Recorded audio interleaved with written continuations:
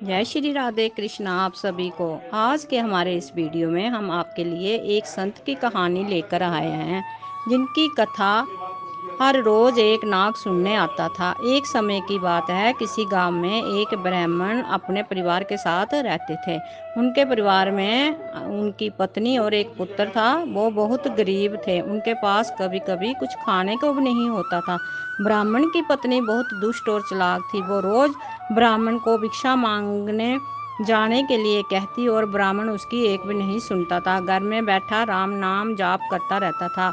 पत्नी के रोज रोज लज्जित करने पर ब्राह्मण एक दिन सुबह सुबह उठकर अपनी पोथी पत्तर उठाकर दूसरे गांव की ओर चल दिया। चलते चलते वो घने जंगल में पहुंचा। अंधेरा हो गया।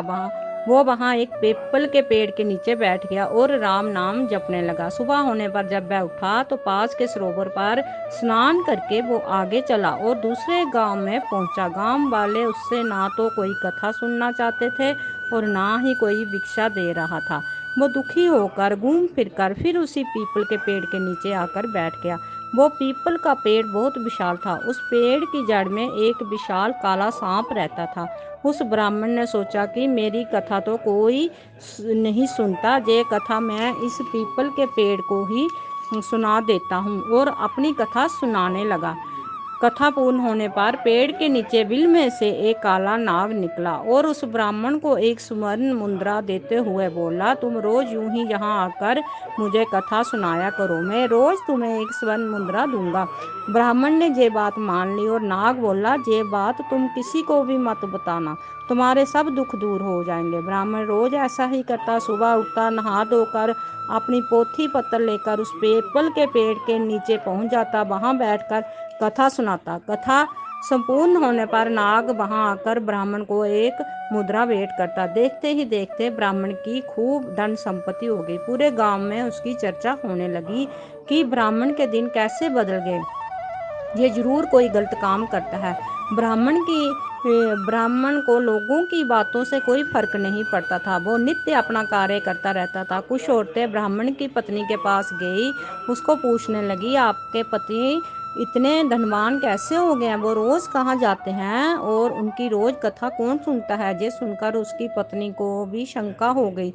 उसने अपने पति से पूछा, ये धन आपको कहाँ से मिलता है?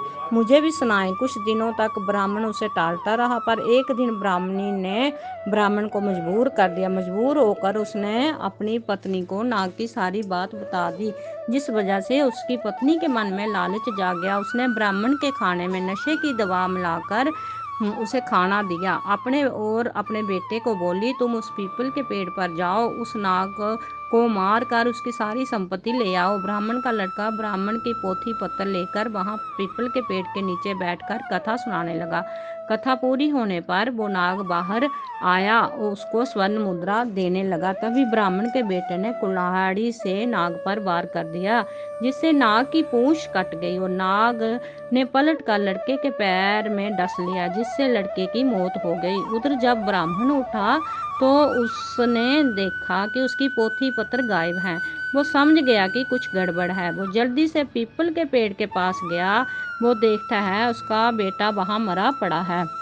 ब्राह्मण को देखकर नाग बाहर आया और बोला, ब्राह्मण, मैंने तुम्हें कहा था स्वर्ण मुद्रा की बात तुम किसी से ना कहोगे।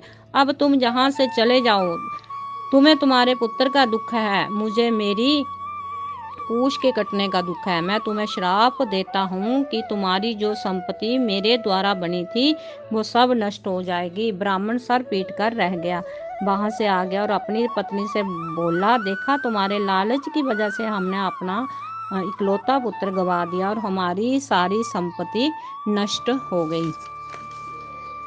ब्राह्मणी भी रोती रह गई। दोस्तों, लालच एक दलदल है जो व्यक्ति को विनाश की ओर अग्रसर कर देता है।